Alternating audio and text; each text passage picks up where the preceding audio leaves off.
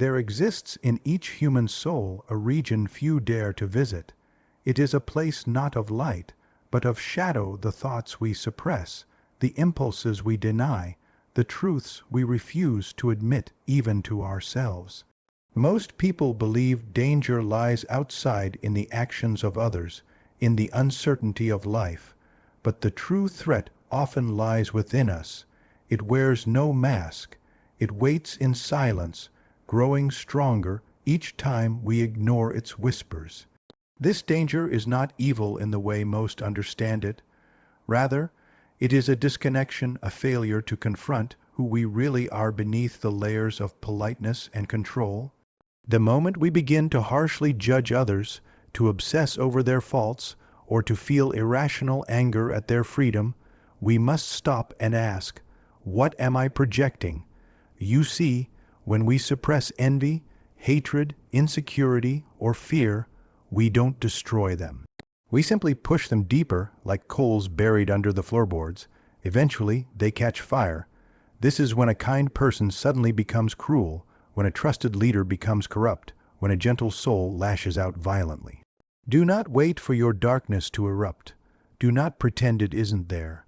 Growth does not come through denial, it comes through integration. Look at yourself honestly. Face your flaws without shame. Accept that you are capable of both light and shadow. Because only by doing so can you become whole. It is not weakness to acknowledge your inner conflict. It is courage. It is maturity.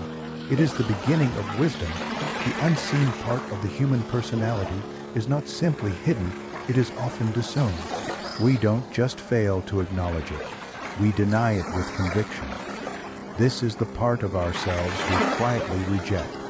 The envy we feel for a friend's success, the resentment we carry toward authority, the rage we suppress because it doesn't fit our image. These are not foreign emotions. They are part of us, part of what we might call the shadow self, and it exists in everyone without exception. The mistake society makes is assuming the shadow is evil, that it must be fought, punished, or ignored. But what is ignored becomes distorted. What is pushed away begins to twist itself in the dark. A person who refuses to see their own capacity for cruelty becomes rigid, moralistic, and judgmental. One who disowns their fear becomes arrogant and controlling. The person who hides their desires may eventually betray everything they love when those desires explode uncontrollably. This is why the most dangerous qualities in people are often found in those who are overly certain of their goodness. They have built a life on avoiding the uncomfortable truth that they, too, carry darkness, not because they are bad, but because they are human. We were not designed to be perfect. We were designed to evolve, and evolution requires honesty. To ignore the shadow is to give it power, but to face it is to begin reclaiming control. When someone begins to examine the sides of themselves they don't like, jealousy, pettiness, pride, even hatred, something remarkable happens. They start to understand their triggers. Their past wounds begin to speak, and their future begins to open. Those who dare to confront the shadow don't become darker, they become deeper. They begin to live with more empathy because they've seen what lives inside themselves. They begin to judge less because they recognize that no one escapes this inner conflict. They start to make conscious decisions instead of reacting from buried shame or fear. The shadow, then, is not your enemy. It is your teacher. It shows you where you are most unconscious. It reveals the places where your healing is incomplete. And until you turn toward it, until you acknowledge that you are not only the roles you play, but also the desires and emotions you try to hide, you will continue to be ruled by what you pretend doesn't exist. Most people live as if their personality is a mask they must wear perfectly, but growth demands that we take that mask off, even if only in solitude, not to destroy who we are, but to finally meet the parts we've ignored for too long. And only then, once we've seen our own shadow clearly, can we begin to understand the second sign of danger, the way we unconsciously project that shadow onto others. When we refuse to face the uncomfortable parts of ourselves, the psyche does not let them simply disappear. Instead, it finds another way to deal with what we deny it projects. We push our hidden emotions outward and then see them in others. This is not done deliberately. It is subtle, automatic, and often convincing. But it is also deeply misleading.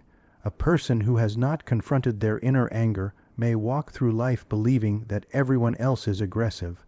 A woman who suppresses her ambition may call other driven women arrogant or selfish. A man who hides his own vulnerability might label kind or emotional people as weak or too sensitive. What they are actually doing is not describing others accurately, they are describing themselves unknowingly. This is projection, a mirror disguised as a judgment. It is one of the most common and dangerous signs that the shadow is active but unrecognized, and it shows up in everyday life, not just extreme situations. It is there when we irrationally dislike someone we've just met. It appears when we criticize a trait in someone else that we have not yet admitted lives in us too. Most of the time, projection feels justified. The problem lies out there.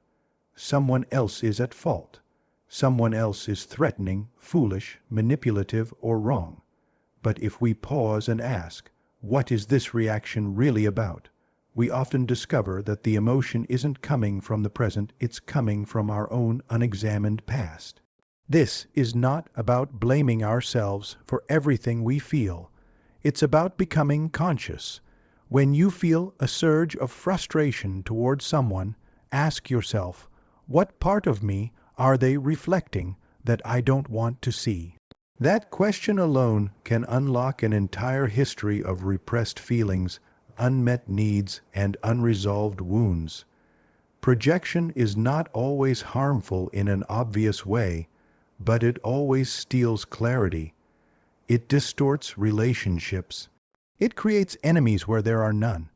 It allows us to avoid self-reflection by shifting responsibility to others, and in doing so, it prevents growth.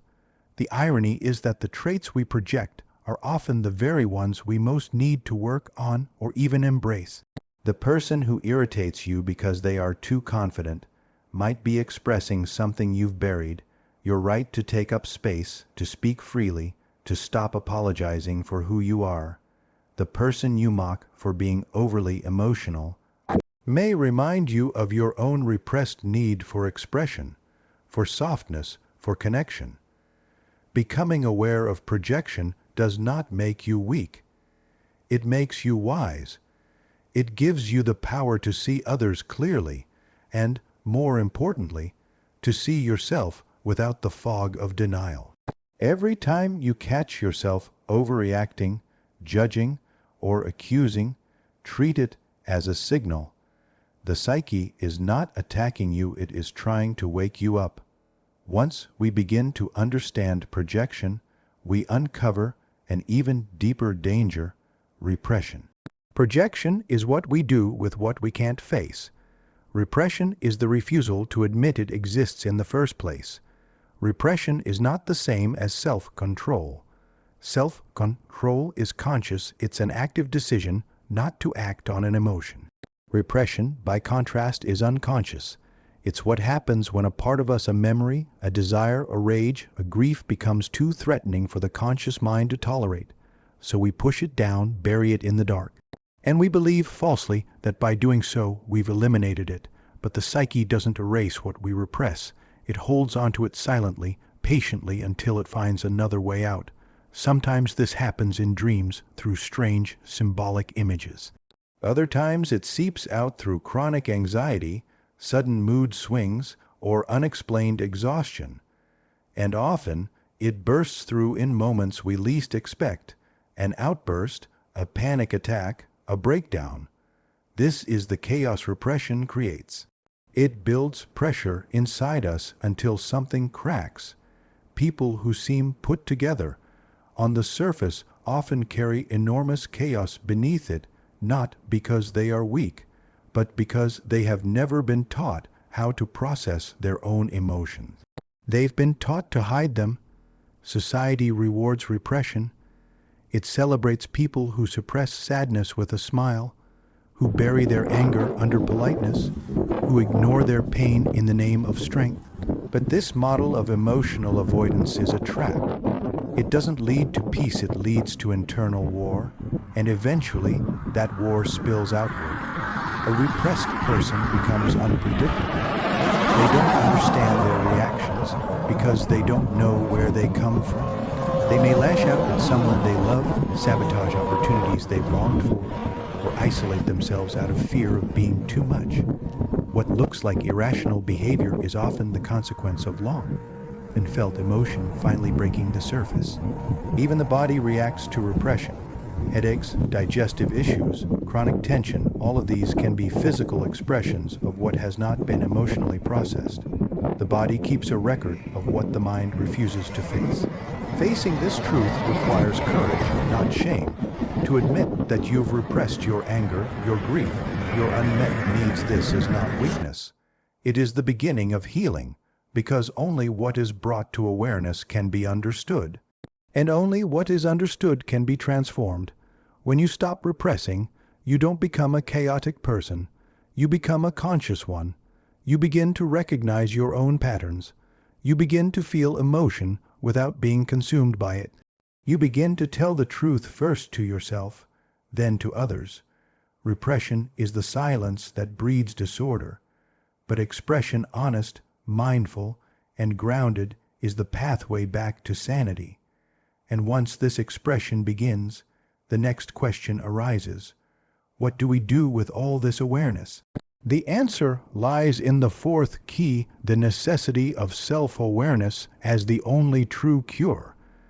After repression has been brought into the light, after the buried parts of the self begin to stir, speak, and rise, we reach a crossroads.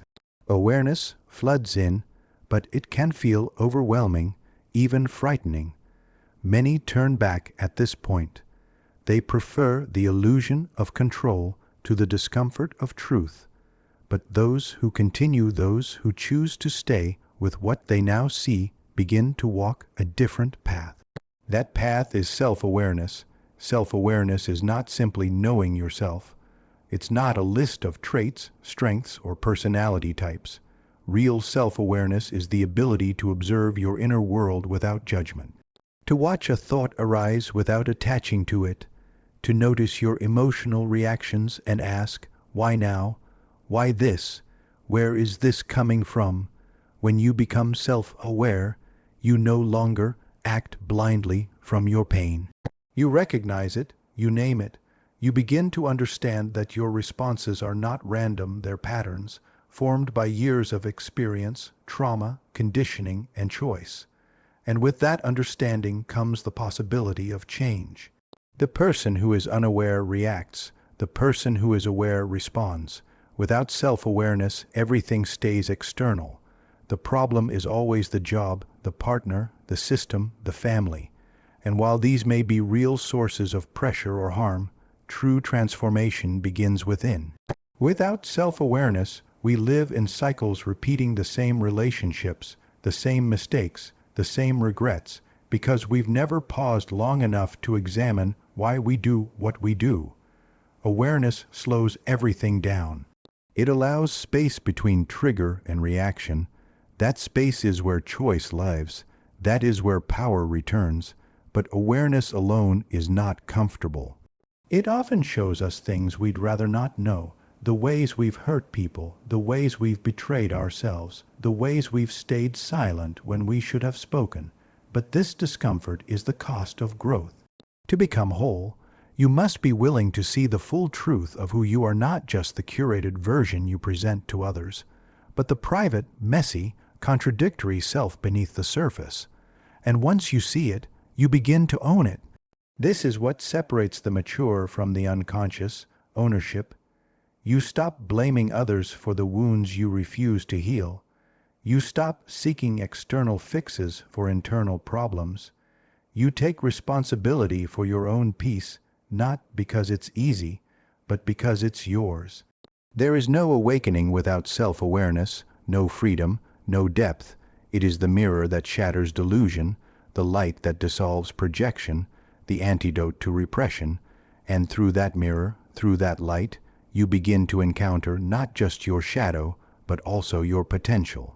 Your strength, your wisdom, because when you see clearly, you act differently, and when you act differently, you begin to become someone new, someone who no longer fears the shadow, but learns from it. And that is where healing begins, in the honesty of reflection, the final step toward real transformation. Once self-awareness begins to grow, it brings with it a quiet invitation not to fix everything instantly, but to reflect. Not surface-level reflection, but something deeper, honest reflection, the kind that requires stillness, the kind that doesn't look for quick answers or blame, but instead listens closely to what has long gone unheard inside you. Healing doesn't begin when someone else forgives you. It doesn't begin when your environment changes or when life finally becomes perfect. It begins the moment you turn inward with sincerity and ask, what am I not seeing? What have I been running from? What have I been pretending doesn't hurt? This kind of reflection is not passive. It is active engagement with the truth. It is sitting with your discomfort without numbing it. It is revisiting your past not to relive pain, but to understand how that pain shaped you. It is noticing how your body responds when a certain name is mentioned. It is acknowledging the memory that always makes you flinch and saying, that still lives in me. And I'm ready to face it. Most people avoid this kind of reflection because it feels too heavy. They fear what it might uncover, but the truth is, what we avoid already controls us. What we suppress already speaks just in disguised ways. It speaks through sudden anger, through unexplained guilt, through chronic stress, impulsive decisions, or the inability to trust. When we reflect honestly, we begin to unravel the knot. We begin to separate what is real from what is projected, what is present from what is past.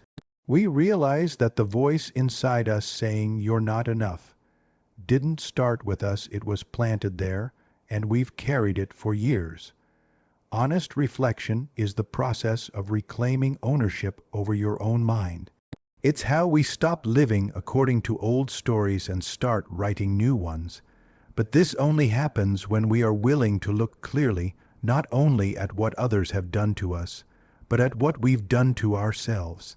This kind of inner work doesn't lead to perfection. It leads to integration. It softens you, not into weakness, but into presence. It lets you respond to life instead of reacting from old wounds. It allows forgiveness not as a forced moral act, but as a natural outcome of understanding. The person who reflects honestly becomes grounded. They begin to carry their past with wisdom, not shame. They become less driven by ego, more attuned to what really matters. They don't need to prove, perform, or please because they've already faced the parts of themselves they used to run from. This is the quiet transformation that few recognize from the outside. There are no fireworks, no dramatic declarations, just a deeper silence, a clearer gaze, a more rooted presence.